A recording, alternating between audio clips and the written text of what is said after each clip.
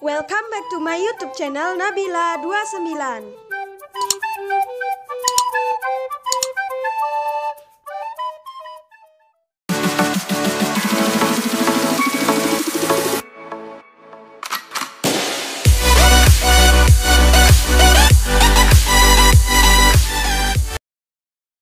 Halo semuanya, apa kabar? Semoga sehat selalu ya.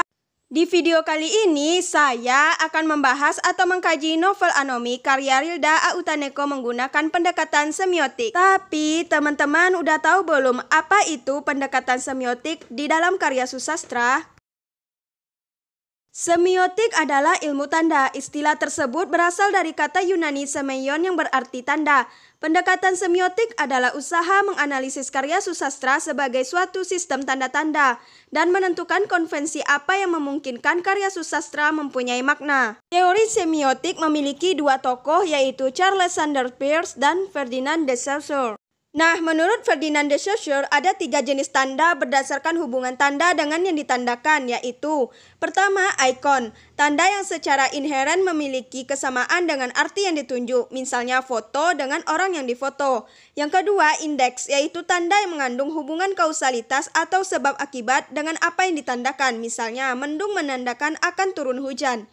Yang ketiga, simbol, yaitu tanda yang memiliki hubungan makna dengan yang ditandakan bersifat arbiter, sesuai dengan konvensi suatu lingkungan sosial tertentu. Misalnya, bendera putih sebagai simbol ada kematian. Jadi, di video kali ini kita akan membahas ikon, indeks, dan simbol pada novel Anomi karya Rilda Autaneko. Ikon, pertama, lembaga pendidikan. Penulis meliputi ikon lembaga pendidikan, sekolah, dan universitas sebagai penanda sosial.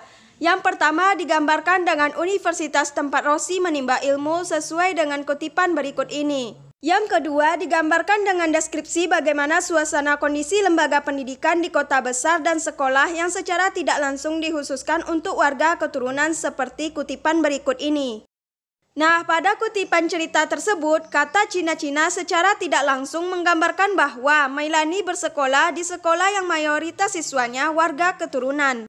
Yang kedua, panti asuhan, tempat tokoh Rossi tinggal setelah kerusuhan yang merenggut nyawa ayah dan ibunya, seperti pada kutipan berikut ini. Nah, dari kutipan tersebut bercerita tentang panti asuhan di mana Rossi pernah menjadi penghuni panti sosial sebelum diadopsi oleh keluarga angkatnya. Yang ketiga, tempat-tempat hiburan. Hal ini menggambarkan kehidupan konsumtif yang dilakukan oleh tokoh-tokoh seperti Tante Anna, Rossi, dan Mailani.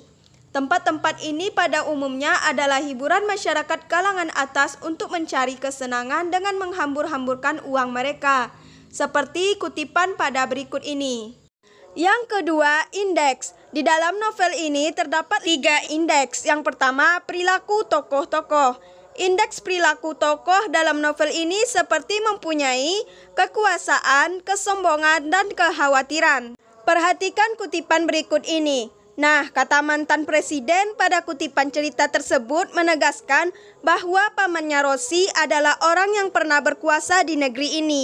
Yang kedua, kesombongan. Perhatikan kutipan berikut ini. Nah, dari kutipan tersebut, sosok Om Jo yang selalu mengandalkan kekuasaannya sebagai orang dekat penguasa negeri. Yang ketiga, kekhawatiran. Tokoh Rossi salah satu orang penting dalam organisasi mahasiswa yang diikutinya. Hingga akhirnya Rossi tahu bahwa tentara yang mengikuti dan mengejarnya bukan urusan organisasi mahasiswanya, melainkan suruhan Om Jo dengan maksud untuk membunuh Rossi. Perhatikan kutipan berikut ini. Yang kedua, gaya hidup masyarakat lapisan atas, di mana di dalam novel ini tokoh-tokoh menghambur-hamburkan harta demi mendapatkan kesenangannya. Tergambarkan pada kutipan berikut. Yang ketiga, organisasi kemahasiswaan. Perhatikan kutipan berikut ini. Nah, dari kutipan tersebut menjelaskan bagaimana Rossi bergabung dengan organisasi kemahasiswaan yang tidak disukai oleh pihak kampus dan beberapa elemen mahasiswa lainnya. Hal ini dikarenakan organisasi Rossi kerap melakukan aksi unjuk rasa yang berakhir dengan kerusuhan. Yang ketiga, simbol. Pertama, simbol kekayaan.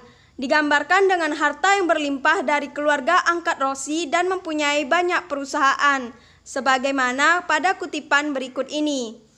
Yang kedua, simbol persahabatan. Dalam novel ini digambarkan dengan persahabatan antara Rosie dan Meilani yang terjalin sejak usia mereka kecil, yang tergambarkan pada kutipan berikut. Yang ketiga, simbol cinta kasih. Dalam novel ini digambarkan dengan rasa sayang orang tua angkat terhadap Rosie. Selain orang tua angkatnya, Tante Anna juga sangat menyayangi Rosie, serta Andi yang mengagumi dan mencintai Rosie. Hal ini terlihat pada kutipan berikut ini. Yang terakhir, simbol pengorbanan. Simbol pengorbanan dalam novel ini terlihat pada pengorbanan seorang ayah kandung Rosie saat terjadi penyerangan oleh aparat terhadap dusunnya. Begitu pula dengan ibu Rosie yang memperlihatkan pengorbanan dirinya untuk melindungi anaknya. Hal ini tergambarkan pada kutipan berikut ini.